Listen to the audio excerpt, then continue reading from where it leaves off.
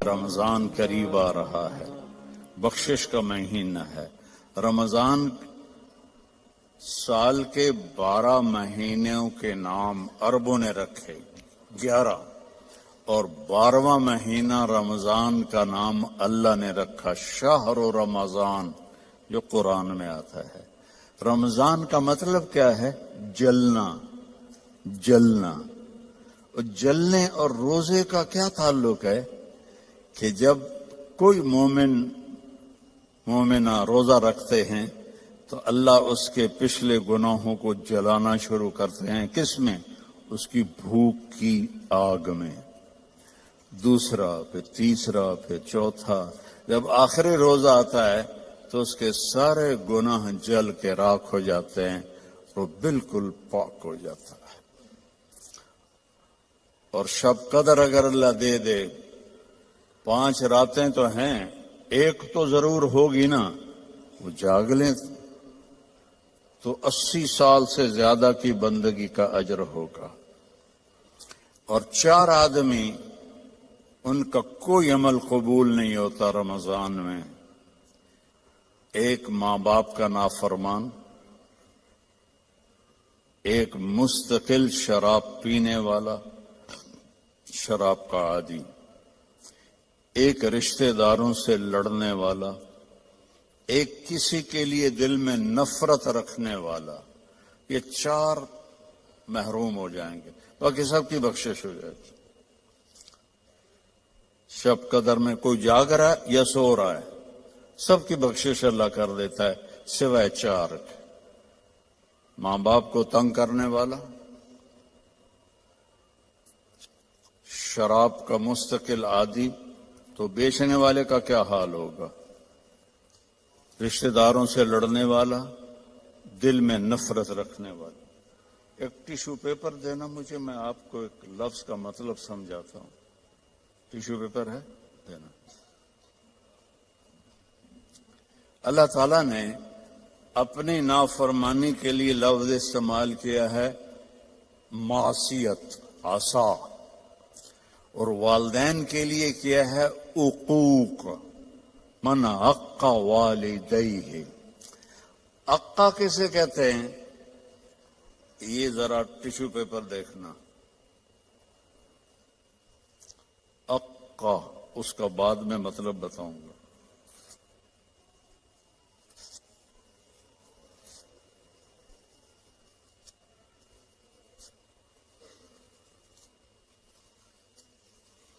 اب یہ جڑ سکتا ہے؟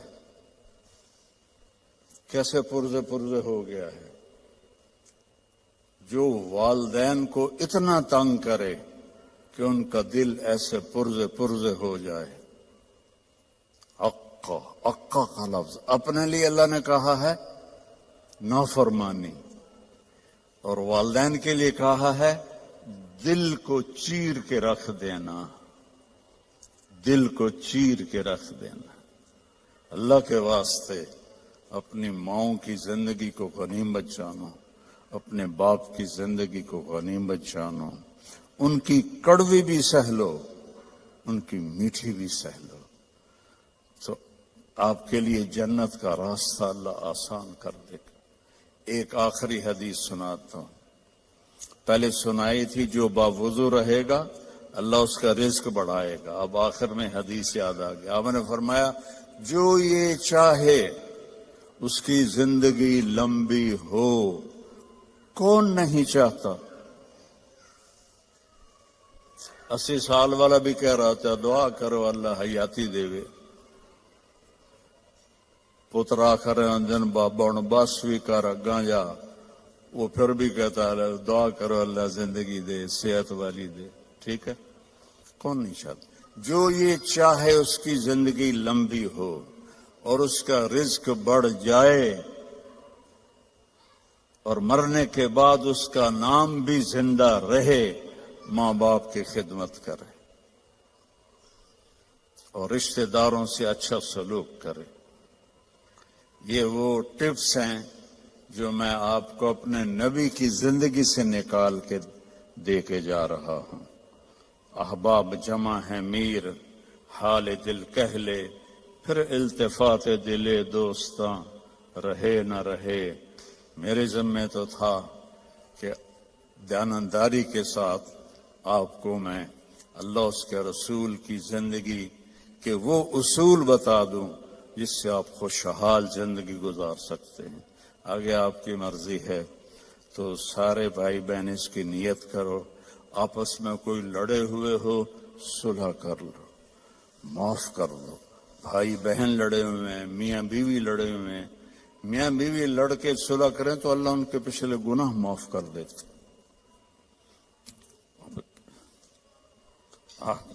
کیا کروں، مجھے باتیں یاد آتی ہیں، ادھر گھڑی کو دیکھتا ہوں تو شیطان روزانہ اپنی اسمبلی لگاتا ہے سمندر پر، ٹھیک ہے، اپنے سارے ایم پی ایز کو اکٹھا کرتا ہے، ان سے پوچھتا ہے ہاں بھائی کیا کر کے آئے ہو، ویسے بیٹھا تھا، ایک کہتا ہے سر میں نے زنا کروایا، کہتا ہے دیکھ رہے ہو مجھے، دوسرا کہتا ہے میں نے چوری کروائی، شیطان کہتا ہے، تیسرا کہتا ہے میں نے شراب پلائی، ایسے وہ گناہ گناتے ہیں اور وہ صرف اتنا رسپانس دیتا ہے، پیچھے ایک خبیث لنگڑا شیطان کھڑا ہوتا ہے، کولا، کہتا ہے حضور میں نے میاں بیوی کو لڑایا، تو وہ یہاں سے یوں جمپ لگاتا ہے، وہ شاباش میرے بیٹے، کام تو کر کے آیا، آجا آگے آجا، اس کو جفا ڈالتا ہے، اپنے تخت پہ ساتھ بٹھاتا ہے، کہتا پاگلو، اس شرابی کی شراب اس کی ذات تک، زانی کا زنا اس کی ذات تک، چور کی چوری اس کی ذات تک، میاں بیوی کی لڑائی دو خاندانوں کو آگ لگا دیتی ہے، کام ہے یہ کرنے کا۔ شیطان اس پہ خوش ہوتا ہے، اللہ اس پہ ناراض ہوتا ہے۔ اللہ کو سب سے زیادہ خوشی ہوتی ہے جب خامند اور بیوی صلح کر لے، اتنا خوش ہوتا ہے کہ ان کے پچھلے گناہ معاف کر دیتے۔ تو میری گزارش ہے، باقی ہم انسان ہیں، پرزہ نہیں ہے کہ فٹ ہو جائیں گے، اونچ نیچ تو ہو جائے گی، جب ہو جائے تو معافی مانگ لیں، ہو جائے تو معافی مانگنے میں شرم نہ کریں، میں کیسے معافی مانگوں، معافی مانگیں گے آپ کا سر بلند ہو جائے گا، آپ کی عزت بڑھ جائے گی، آپ کا مقام بڑھ جائے گا، معافی مانگنے والے کے سامنے بھی اور اللہ کے سامنے۔ اور ماشاءاللہ آپ نے یہاں فنڈ وغیرہ ہم غزہ کے لیے اکٹھا کر رہے ہیں، تو میں ایک حدیث سناتا ہوں۔ میرے نبی نے فرمایا سبق درہم 100,000 درہم، 1 پاؤنڈ کا ثواب خرچ کرنے کا 1,00,000 پاؤنڈ سے زیادہ ہو گیا۔ صحابہ حیران ہو گئے، یا رسول اللہ وہ کیسے ہو گیا؟ آپ نے کہا ایک آدمی کے پاس 2 پاؤنڈ، ایک کے پاس لاکھوں پاؤنڈ، لاکھوں والے نے 1,00,000 دیا تو اپنے پیسے کا کچھ حصہ دیا، 2 پاؤنڈ والے نے اپنا ہاف مال دے دیا، تو جب اللہ تولے گا نا قیامت کے دن تو اس 1 پاؤنڈ کا وزن 1,00,000 سے زیادہ ہوگا۔ تو اللہ کی راہ میں دینے میں تھوڑے کو تھوڑا نہ سمجھیں، اللہ بہت قدردان ہے، تھوڑے کو تھوڑا نہ سمجھیں، اللہ بہت قدردان ہے۔